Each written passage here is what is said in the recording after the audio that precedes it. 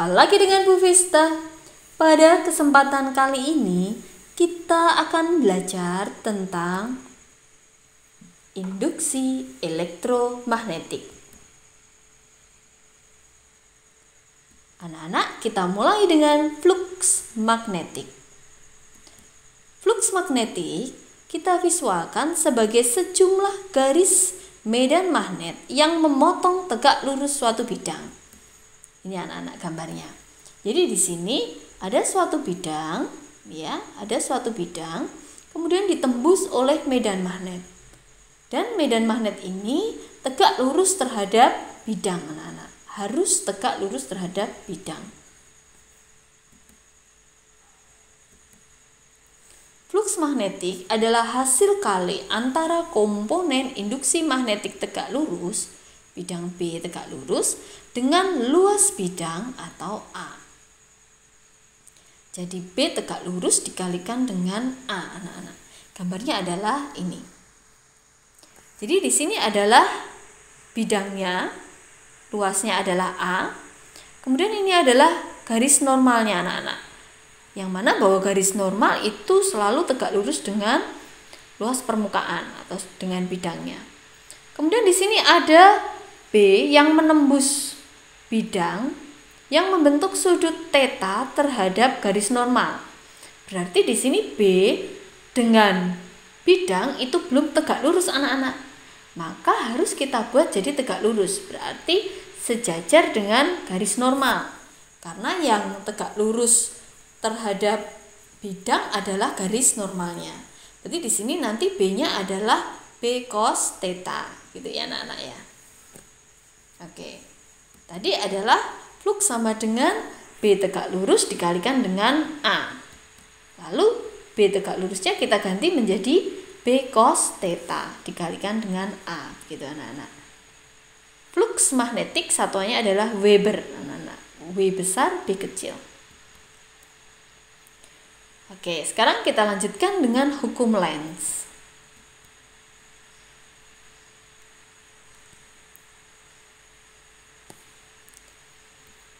Jika magnet digerakkan mendekat pada kumparan, ya di sini kumparan, maka jarum pada galvanometer di sini akan bergerak, anak-anak, bergerak ke kiri, menyimpang ke kiri jarumnya. Tetapi jika digeser menjauhi kumparan, maka jarum galvanometer di sini akan bergeser ke kanan. Tetapi jika ini magnetnya ini adalah diam, anak-anak, maka jarum galvanometer ini tidak menyimpang, anak-anak, tetap di 0. Baik diamnya itu di luar kumparan maupun di dalam kumparan. Jarum galvanometer tidak akan menyimpang. Gitu anak-anak, itu adalah hukum Lenz. Jika induksi timbul pada suatu rangkaian, maka arah arus induksi yang dihasilkan sedemikian rupa sehingga menimbulkan medan magnet induksi yang menentang perubahan medan magnetik. Arus induksi berusaha mempertahankan flux magnetik yang totalnya adalah konstan, gitu anak-anak. Sekarang kita bahas tentang arah arus induksi. Nah, jadi di sini ada suatu kawat, anak-anak, di sini. Ini digerakkan ke kanan, anak-anak. Digerakkan ke kanan dengan kecepatan V. Di sini berada pada medan magnet homogen yang masuk bidang gambar. Semuanya masuk bidang gambar. Nah, arahnya menggunakan kaidah tangan kanan. Ibu jari adalah arah kecepatan gerak, yang ini yang ke kanan. Kemudian medan magnet di sini arahnya kita gunakan pada 4 jari ini, 4 jari. Ini adalah untuk menunjukkan arah medan magnetnya. Sedangkan untuk telapak tangan atas ini adalah arah kuat arus listriknya. Jadi pada gambar ini kuat arus listriknya arahnya kemana, anak-anak? Jadi V-nya adalah ke kanan, B-nya masuk bidang gambar, maka telapak tangan atas itu menghadap ke atas, sehingga arah arus induksinya adalah ke atas. Ke atas sana anak-anak. Nah, sehingga kalau berputar arusnya adalah begini. Iya anak-anak ya. Tuh. Ini tadi arahnya. Sekarang besarnya GGL induksi.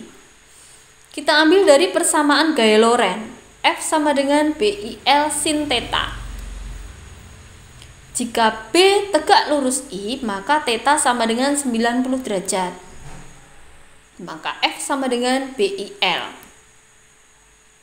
Nah, F luar itu besarnya adalah sama dengan F gaya Lorentz itu, tetapi arahnya berlawanan. Nah, jadi F luar sama dengan negatif F untuk menyeimbangkan tadi ya. Jadi F luar sama dengan negatif BIL. Nah, usaha untuk menarik kawat W itu sama dengan F luar dikalikan delta S. Padahal kalau GLB delta S itu sama dengan V dikalikan delta T. Jadi kalau F luar adalah negatif BIL, maka W sama dengan negatif BIL V kalikan delta T.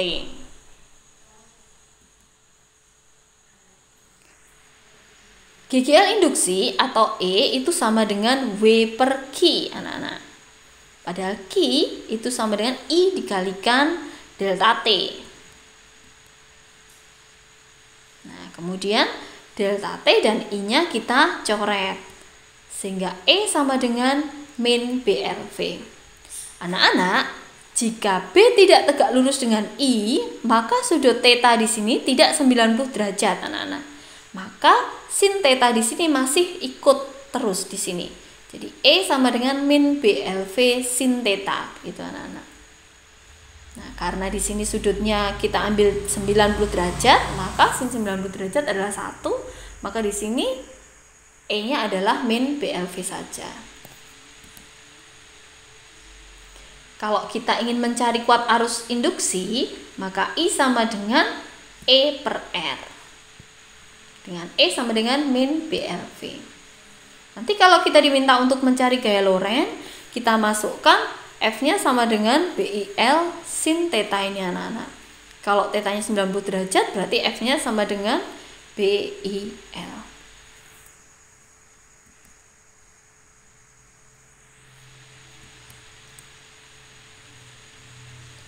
Oke, kita lanjutkan pada percobaan Faraday. Perhatikan video-video ini anak-anak.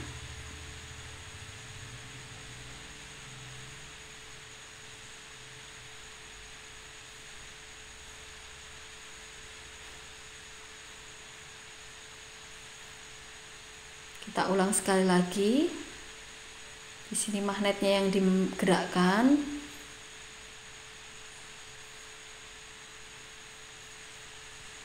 Kemudian di sini adalah kumparannya yang digerakkan.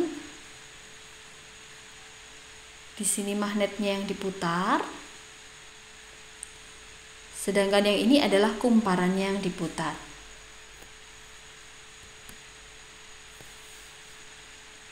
Ini ya. Jadi ketika magnet kita gerakkan naik turun, maka jarum pada galvanometer itu akan bergerak anak-anak. Ketika masuk, jarum galvanometernya ke kanan. Ketika keluar, jarum galvanometernya ke kiri. Dan ketika diam, jarum galvanometer tidak menyimpang.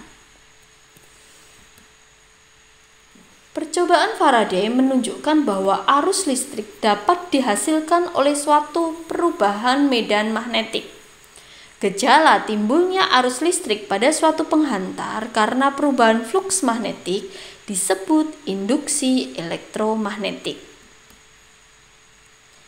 Gaya gerak listrik yang timbul di antara ujung-ujung penghantar akibat induksi elektromagnetik disebut GGL induksi. Sedangkan arus listrik yang dihasilkan GGL induksi disebut arus induksi.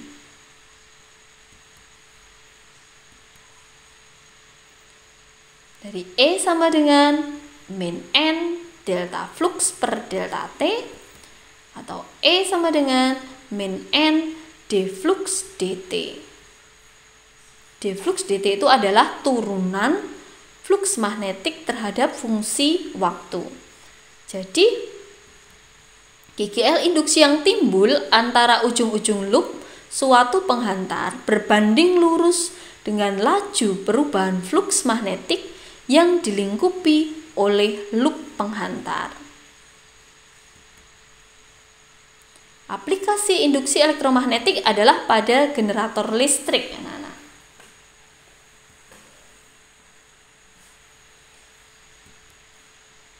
Ada dua, yaitu generator AC dan generator DC. Generator terdiri dari dua bagian utama, yaitu stator dan rotor. Stator atau bagian yang diam terdiri atas kumparan-kumparan tembaga. Kumparan ini ditanam dalam celah inti besi.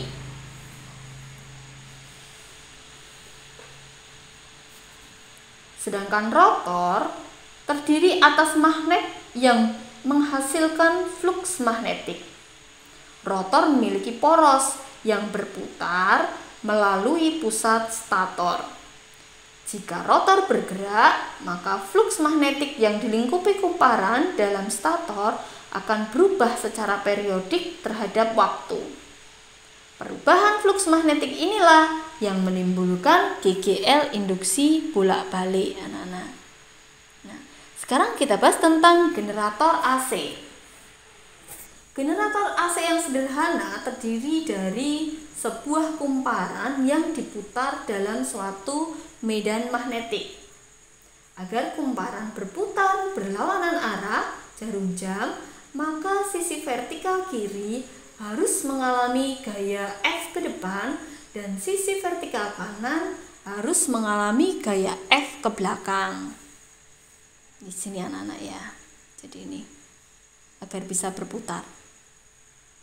Nah, di sini adalah grafik untuk generator AC. Grafik untuk generator AC.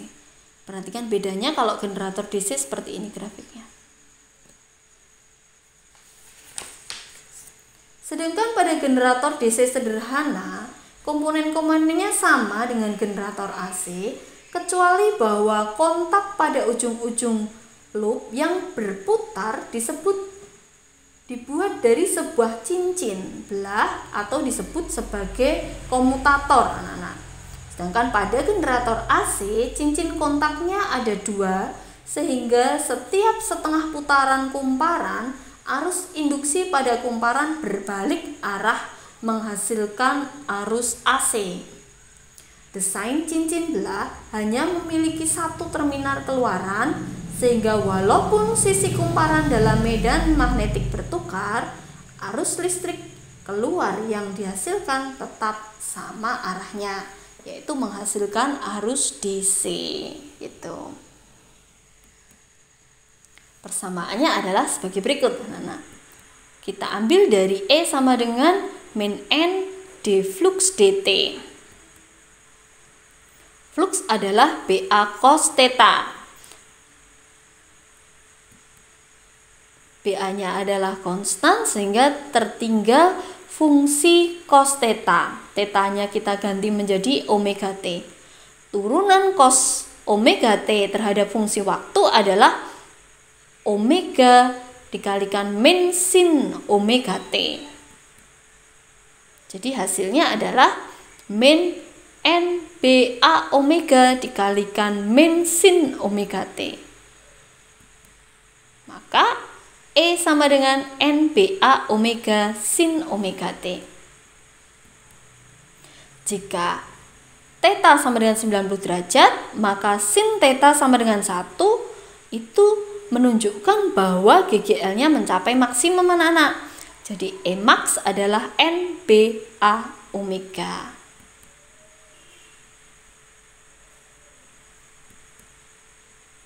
Sekarang kita lanjutkan pada GGL pada induktor. GGL induksi atau yang dihasilkan dalam kumparan sendiri yang menentang perubahan fluks utama penyebabnya disebut GGL induksi diri.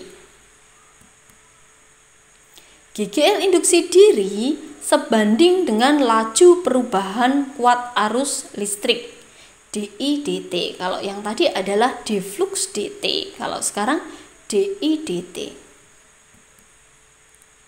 E sama dengan min L DI dt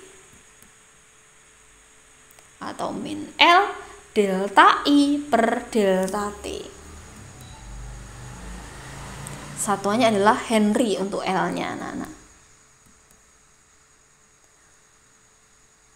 Kita tadi memiliki persamaan E sama dengan min N d flux dt dan min L DI dt. Sekarang kita samakan E yang pertama dengan E yang kedua, sehingga min N d flux dt itu sama dengan min L DI dt. Maka hasilnya adalah seperti ini, anak-anak. Kita integralkan. Di sini kita integralkan kanan kirinya. Ini adalah dari 0 sampai flux dan di sini adalah dari 0 sampai I. Hasilnya adalah N flux sama dengan LI. Maka L sama dengan N flux per I. Sedangkan induktansi diri pada solenoida dan toroida dari flux sama dengan B dikalikan A, dan B pada pusat solenoida adalah mu0 IN per L. Kita substitusikan, flux sama dengan mu0 IN per L dikalikan A. Lalu kita substitusikan pada persamaan L dengan memasukkan persamaan fluxnya. Jadi yang ini kita masukkan ke sini. Hasilnya adalah ini, maka N-nya menjadi N kuadrat, anak-anak ya, I-nya hilang. Sehingga L sama dengan mu0 N kuadrat A per L. Sedangkan pada bahan, dalam bahan, mu0-nya ini menjadi mu, anak-anak. Mu itu adalah mu0 dikalikan mu R. Jadi L sama dengan mu R dikalikan mu0 N kuadrat A per L.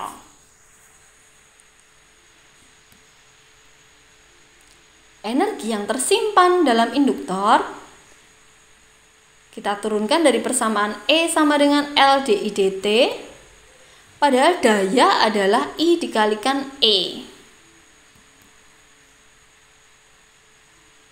Maka P sama dengan IL DI dt.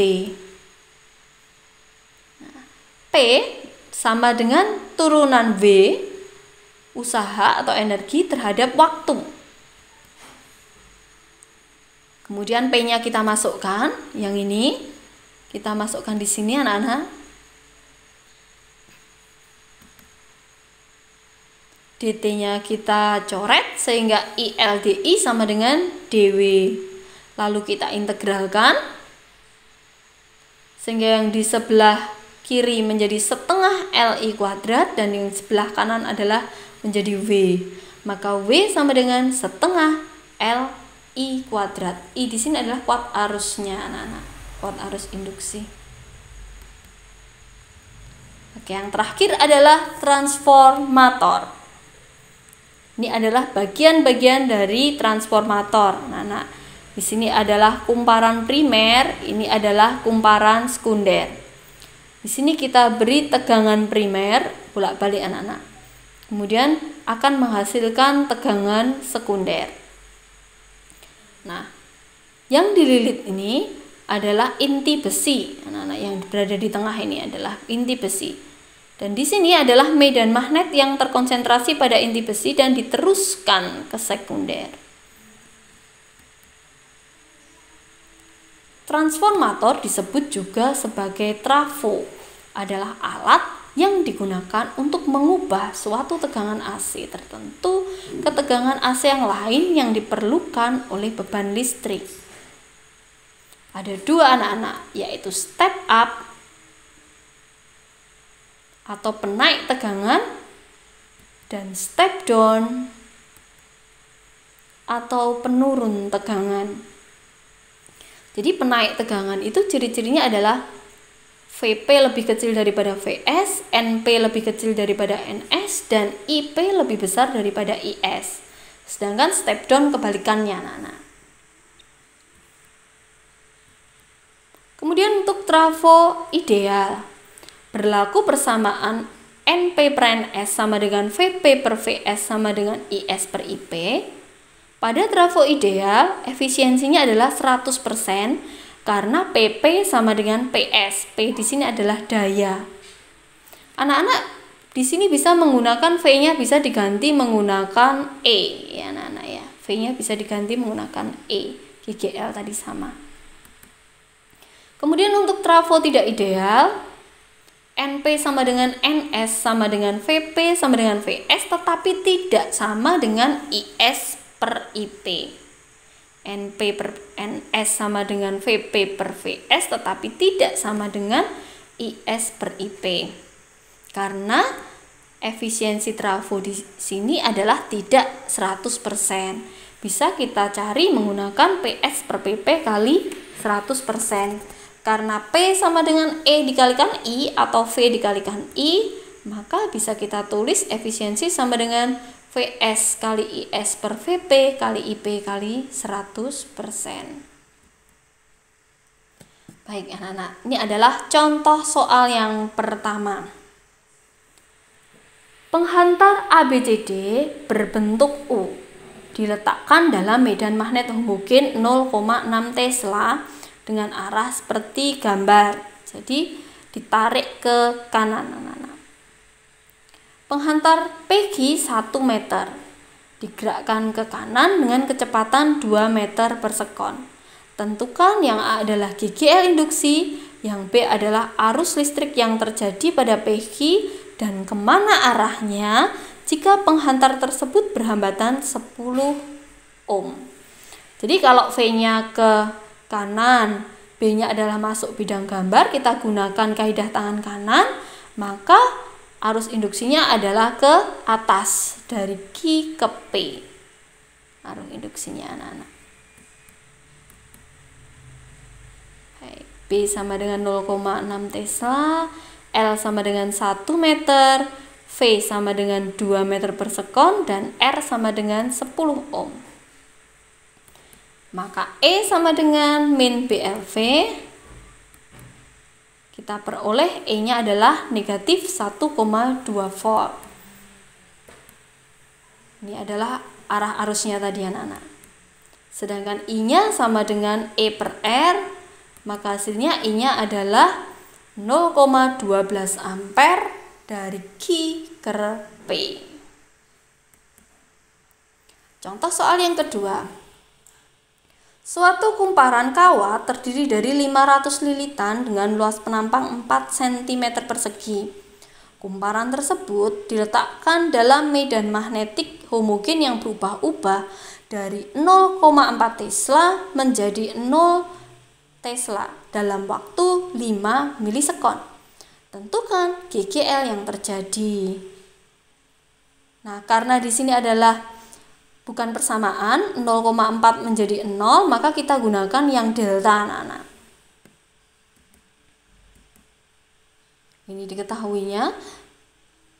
Jadi 5 milisekonnya kita ubah menjadi sekon, 5 10 pangkat negatif 3 sekon, dan nanti 4 cm perseginya kita ubah jadi 4 meter persegi.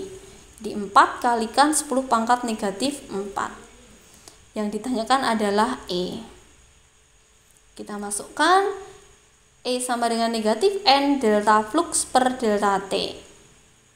Karena bukan persamaan fungsi waktu tadi anak-anak ya. Fluxnya kita ganti jadi B kali A. Karena A-nya konstan maka A-nya kita keluarkan. Berarti tinggal negatif NA delta B per delta T.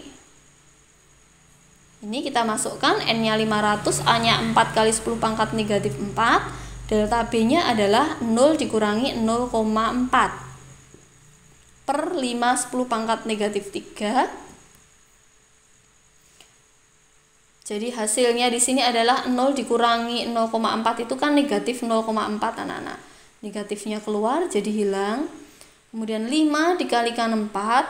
Di sini adalah 10 pangkat 2 dengan 10 pangkat negatif 4 itu adalah 10 pangkat negatif 2.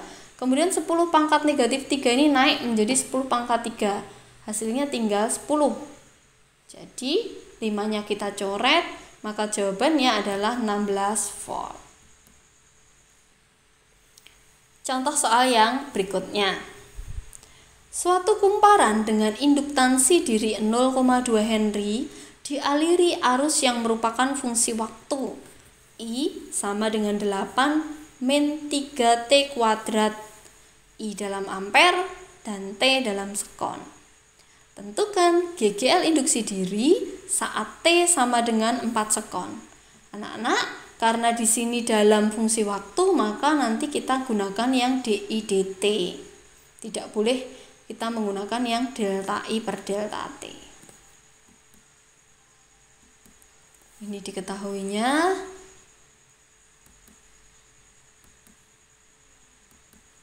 Nah, ini anak-anak kita gunakan yang DI dt. Lalu L-nya kita masukkan 0,2. D 8 min 3T kuadrat dt. Turunan dari 8 adalah 0. Turunan dari min 3T kuadrat di sini adalah min 6. Caranya 2 dikalikan min 3 ini adalah min 6. T. Kemudian pangkatnya dikurangi 1. 2 dikurangi 1 pangkatnya. Sehingga hasilnya adalah min 6T. T-nya adalah 4. Maka 0,2 dikalikan 24 hasilnya adalah 4,8 volt. Contoh soal yang terakhir anak-anak. Trafo step down mempunyai kumparan primer 1000 lilitan dan kumparan sekunder 400 lilitan. Pada kumparan primer diberi tegangan 200 volt dan kuat arus 4 ampere. Tentukan tegangan dan arus pada kumparan sekundernya. Ini adalah trafo ideal berarti anak-anak. Jadi NP, NS, VP, dan IP yang diketahui. Kita diminta untuk mencari VS dan IS. Kita kerjakan terlebih dahulu yang VS-nya. Antara N dengan V itu sebanding anak-anak.